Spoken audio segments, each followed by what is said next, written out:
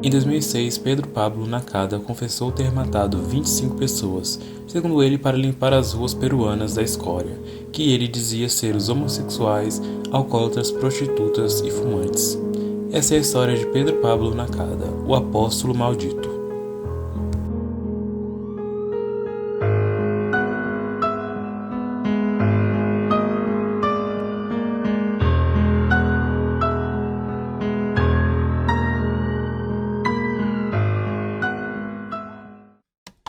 Nascido em 28 de fevereiro de 1973, na capital peruana de Lima, era o terceiro de 9 filhos. Sua mãe sofria de um transtorno mental não especificado. Mesmo seu pai sendo um alcoólatra inveterado, ele era o único que protegia Pedro do bullying praticado por seus irmãos. Após a morte do seu pai, Pedro foi muitas vezes obrigado a usar batom e roupas de mulheres por suas irmãs, sendo assim motivo de piadas para suas irmãs e suas amigas. Uma das primeiras ações e mais comum entre os assassinos em série é praticar crueldade com os animais, mesmo ainda sendo crianças, e é dito que Pedro não fugia dessa regra, tendo matado certa vez uma cadela que estava prenha e que pertencia aos seus irmãos. Segundo informações, eles então o abusaram sexualmente como forma de vingança. Pedro ainda disse que depois desse evento ele começou a sentir um intenso ódio por homossexuais. Na sua época de escola, ele não tinha muitos amigos, mas não por uma opção própria, mas sim porque os outros alunos o tratavam de forma muito mal com agressões e abusos.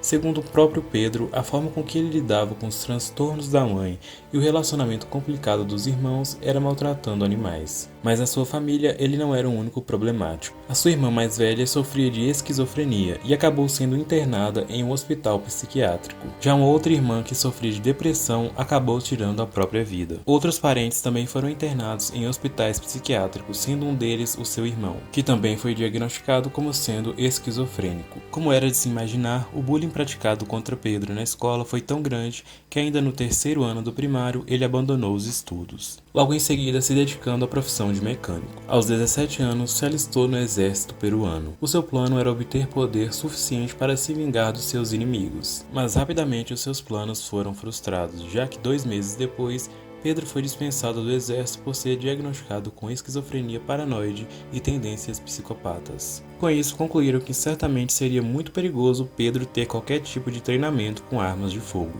Depois de ver os seus planos se frustrarem, ele teria pensado até mesmo tirar a sua própria vida. Segundo o próprio Pedro, ele teria cometido seu primeiro assassinato quando tinha 17 anos. A sua vítima se tratava de um agricultor que acabou surpreendendo enquanto roubava melancias. No ano de 2003, Pedro pagou a um homem que era cidadão japonês uma quantia de 800 soles peruanos, por volta de R$ 1.100, para que ele, mesmo já sendo um adulto de 30 anos, ele o adotasse e assim ele pudesse se mudar para o Japão como sendo um descendente. Ele chegou a mudar o seu nome de Pedro Pablo Messias para Pedro Pablo Nakada. Certamente os seus planos de se mudar para o Japão não deram certo. Já um dos seus irmãos, chamado Vyron Jonathan Nakada, que morava realmente no Japão, em 2015 foi preso por esfaquear até a morte 6 pessoas. De acordo com a família, ambos os irmãos sofriam de esquizofrenia paranoica. Pedro depois se mudou e se estabeleceu na cidade peruana de Huaral, onde ele causou grande terror e sofrimento à população, se tornando o que chamavam de o apóstolo da morte.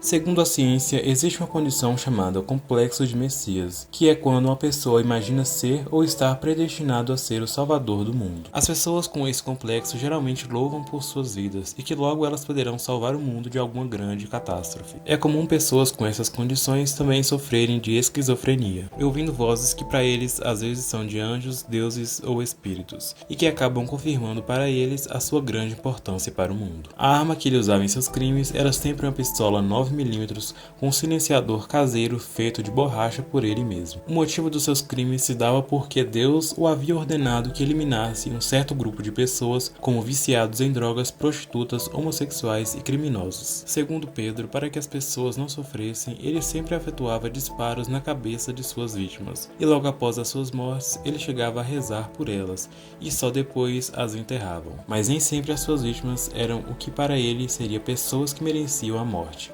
às vezes se tratavam de pessoas inocentes. Em 1º de janeiro de 2005, ele fez a sua primeira vítima que foi reconhecida. Se tratava de Carlos Edilberto Merino, de 26 anos. Na hora da sua morte, ele estava na praia. Pedro teria o atingido com tiros no peito e no abdômen. Pedro estava convencido que aquele homem iria o assaltar, então antes que ele fizesse algo, Pedro o matou. Porém, após tirar a sua vida, o próprio Pedro acabou roubando o dinheiro da vítima. Já em 31 de maio de 2006, a polícia encontrou o corpo de Teresa Coutrinho Abad, de 50 anos, vítima de Pedro. Segundo ele, teria encontrado ela usando drogas. O seu método para matar foi o mesmo, com um tiro na cabeça. Dessa vez, o tempo entre seus ataques diminuiu consideravelmente. Apenas 3 semanas depois de tirar a vida de Teresa, ele fez outra vítima. Em 20 de julho de 2006, ele matou um homem chamado Walter Sandoval Osório, de 44 anos. Esse homem teria pagado pelo seu passado criminoso. Pedro, como sempre, efetuou um tiro em sua cabeça. Walter chegou a ser levado para o hospital, mas acabou não resistindo. Já em 8 de agosto de 2006, Pedro matou Geraldo Leonardo da Cruz, que seria o seu comparsa. O motivo da execução seria porque eles planejavam matar um homem e roubar o seu carro, mas em certo momento Pedro acabou desistindo da ação. Eles então discutiram e, para que Geraldo não pudesse vir a entregá-lo, Pedro deu um tiro em sua cabeça e dispensou seu corpo em um poço. Já 10 dias depois, em 18 de agosto de 2006, Pedro atirou e matou Carlos Walter Toledo, de 21 anos. Segundo Pedro, ele seria um usuário de drogas. Um dia depois, a polícia encontrou o corpo de uma jovem de 15 anos chamada Maria Verônica Tolentino. No dia do crime, Pedro teria ido com o intuito de matar um grupo de usuários de drogas, mas Maria Verônica o viu e ele sentiu a necessidade que teria que matá-la, atingindo 2 vezes com disparos de arma de fogo na sua cabeça. Essa teria sido a única vítima que ele teria sentido algum arrependimento depois de matá-la, porque segundo ele não foi certo a sua morte, mas ele estava convencido que ela servia para um propósito maior. Uma de suas outras vítimas teria sido um cabeleireiro homossexual que ele desconfiava que, além de exercer a sua função, ele também se prostituía, e assim ainda transmitia o vírus HIV às pessoas que procuravam seus serviços. Mas para confirmar a sua teoria, Pedro teria contratado os serviços sexuais do cabeleireiro. Então, quando eles estavam prestes a cometer o ato, Pedro atingiu seu pescoço com 3 tiros. No dia 18 de novembro de 2006, ele matou Hugo Valches. O motivo da execução era porque Pedro cobiçava sua esposa. Logo após a sua morte, ele roubou seu telefone e uma arma de fogo. Já no dia 22, ele matou Luiz Henrique, de 32 anos, Pedro Omar, de 24 e Enoque Eliseu, de 22 anos. Todos eles eram taxistas e foram mortos porque Pedro desconfiava que eles estavam usando seus carros para cometer roubos. O seu possível último assassinato se tratava de Nicolas Tolentino. Segundo Pedro, ele teria o roubado e Nicolas também seria usuário de drogas. Sendo assim, ele não poderia ter outro destino senão a morte por suas mãos. Porém, nessa ocasião, ele não teria tomado as devidas precauções e acabou sendo visto por algumas testemunhas, que facilmente o identificou. Em 28 de dezembro de 2006, os policiais então chegaram à oficina mecânica onde trabalhava Pedro. Ele acabou resistindo à prisão e, depois de um tiroteio com a polícia, ele finalmente foi preso. Segundo informações, a sua prisão nessa data acabou sendo muito oportuna,